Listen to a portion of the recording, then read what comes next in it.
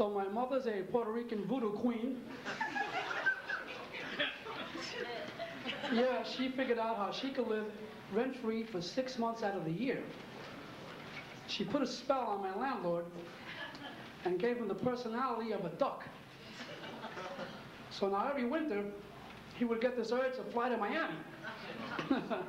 That son of a bitch was gone.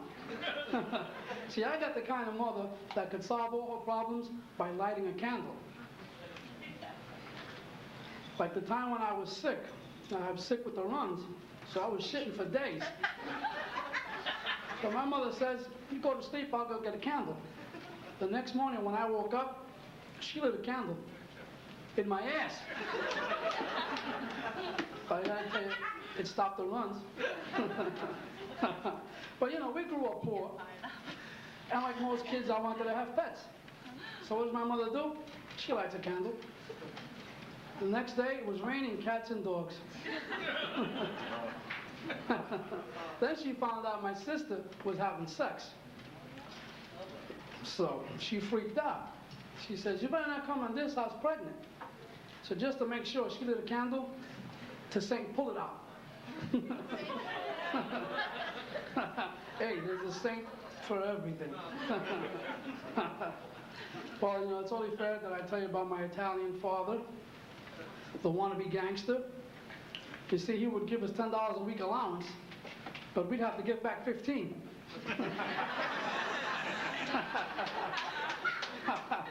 Yeah, he even tried to put a crew together. Maybe you heard of these guys? The Slopranos? Yeah. Hey, it's not easy getting in the mob, you know. They got rules. You know, rule number 1,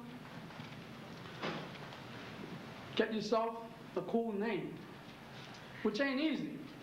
You gotta call a meeting. It's usually around lunchtime. It goes something like this. Hey, Frank, pass me the fish. Oh, Mato, it's Frankie the fish. What else you got in that fridge? So now we got Frankie the fish, Vinny the grape, Sammy Slim Fast, and the twins, pork and beans. What a crew. Hey, rule number 2, you gotta be tough. So every Friday night, my father goes out to collect money, shows up on Monday morning with broken kneecaps. Hey, but he tried, that son of a bitch. You must know him. Rule number 3, make money. So my father goes out and hijacks a truck from Pets R Us, full of animals that he couldn't sell because they were fucking irregular.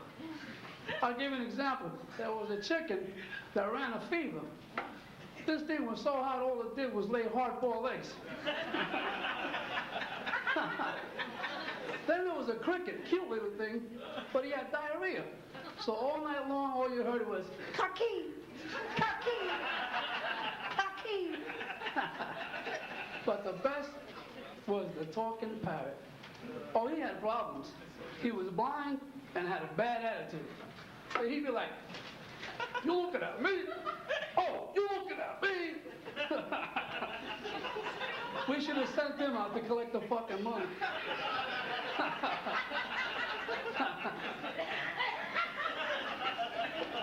Hey, but don't get me wrong, my father was a good man. People called him a man of substance. We called him a man of substance abuse. The son of a bitch was always drunk. And you know what? Being Italian, he was a stubborn son of a bitch. He was so stubborn that the day he died and left us a will, not. Now that's stubborn. So now people think that I'm a wise guy. So just to play it safe, I borrowed a page from the official Wise Guy Handbook. Chapter 12, how to spot a wise guy. If you have family members that go on vacation and never return, you might be a wise guy. If you get a boombox for Christmas, and your friends are getting, if your friends are getting a boombox for Christmas, but you get a bottle boombox for Christmas, you might be a wise guy. If your family's photo album is located at the FBI headquarters, you might be a wise guy. If your child's first words are, forget about it, you might be a wise guy.